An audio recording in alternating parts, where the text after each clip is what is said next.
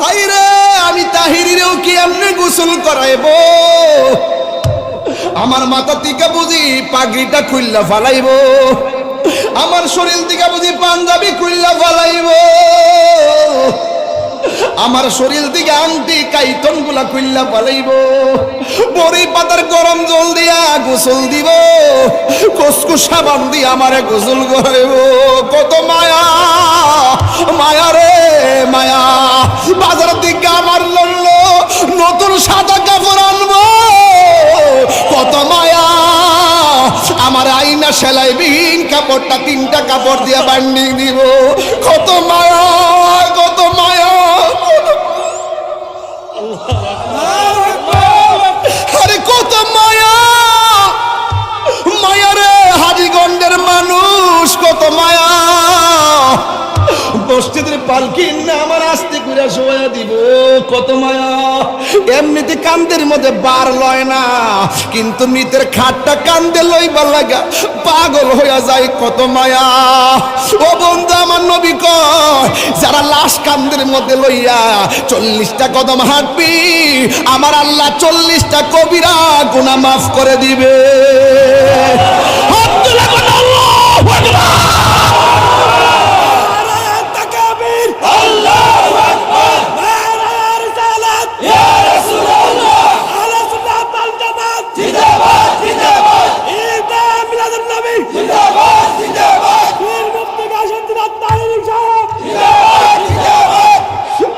যুবক আমার কত মায়া।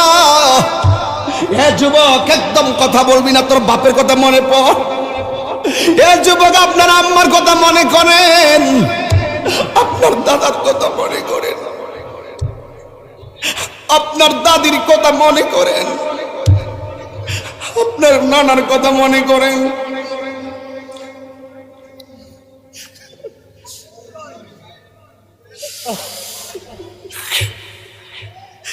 এত আদর করে আমারে কান্দে কইরা জানাজার মাঠ নিয়ে গেছে, এমন ভাবে আবার আতুর দিয়া লাইন ধরে মানুষ দাঁড়াই গেছে, কত মায়া গো।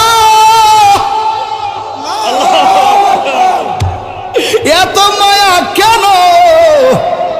আবার লাশটারে কবরে শোয়াইতে গেলে আস্তে করে হাতে দইরা কবরে মাটিতে নামাই, কত মায়া কেন? ওই যে আমি বলছিলাম, আল্লাহ কয় কুল বিফাদলিল্লাহি ওয়া বিরহমাতি, আমি আল্লাহর পক্ষ থেকে তোরা ফজল পাইলে আনন্দ করবি। রাইসুল মুফাসসিরিন আব্দুল্লাহ ইবনে আব্বাস রাদিয়াল্লাহু তাআলা আনহু বলে, এই ফজল মানে হলো দয়া। আমার আল্লাহ যে আমরারে হিন্দুর ঘরে জন্ম দেই নাই, খ্রিস্টানের ঘরে জন্ম দেই নাই, ইহুদির ঘরে জন্ম দেই নাই, আল্লাহ যে আমরারে মুসলমানের ঘরের মুসলমান বানাইলো, কত মায়া। 3বার আল্লাহর ডাক দিয়ে বলো, আল্লাহ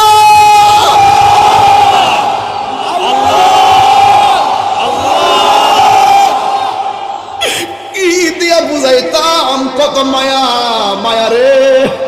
এই মায়ার বাঁধন একদিন ভেঙে যাবে, এ দুনিয়া ছেড়ে চলে যাবে একদিন, মায়ারি বাঁধন ভেঙে যাবে এক। বন্ধু, একসাথে পড়ছো না তোমরা?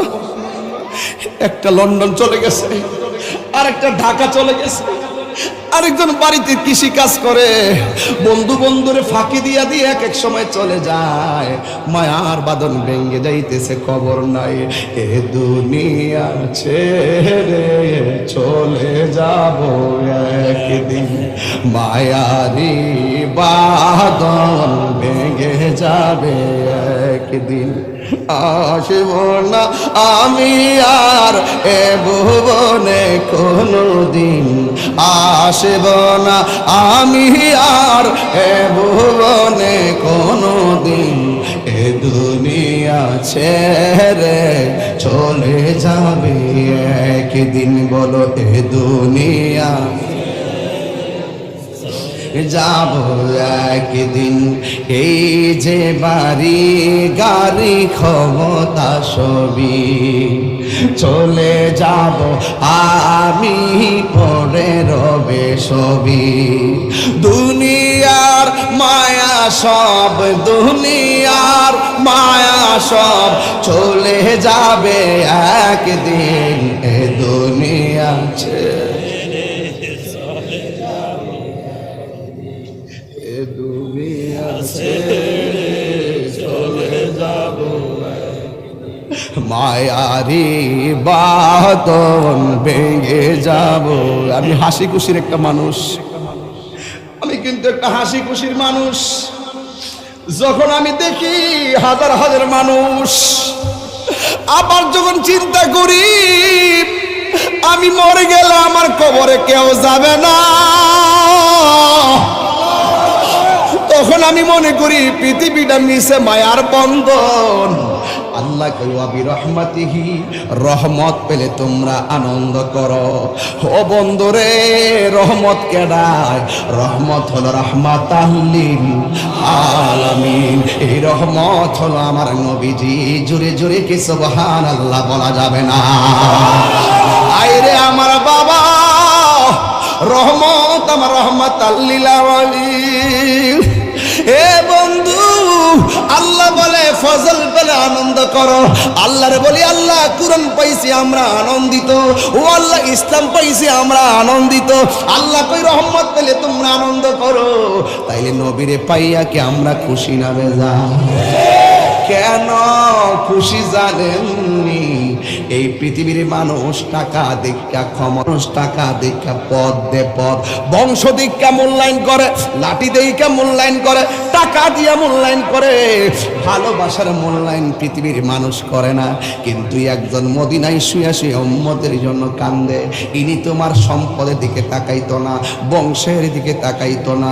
যদি আজকে হাজীগঞ্জের আল আসুসি থেকে যদি আপনারা ওই যুবক যদি এখান থেকে নবীর সঙ্গে প্রেমের ডুরি লাগাইতে পারেন, আল্লাহর কসম করে বলি, স্বামী বিছানায় পড়ে আছে, স্ত্রী পাশে বসে আছে, সন্তান পাশে বসে আছে, মা পাশে বসা আছে, বাবা পাশে বসা আছে, ও বন্ধু আজরাইলে ধাও মারলে কষ্টের ভাগ তোমার পরিবারের কেউ নিবে না। ওই কঠিন মুসিবতের সময় হাজার মানুষ দাঁড়ায়া থাকলেও তোমার আযাব বন্ধ হবে না। কিন্তু হাদিস শরীফের মধ্যে দেখলাম, আমার নবী যদি তোমার মরণের সময় হাজির ঘরে, ভাঙ্গা ঘরের দরজায় হাজির হইয়া যায়, আজরাইল আইসা রূহটা কবজ করবে, যাররা পরিমাণ টের পাবে না। ও আমার আরসালনাকা ইল্লা রাহমাতাল লিল আলামিন।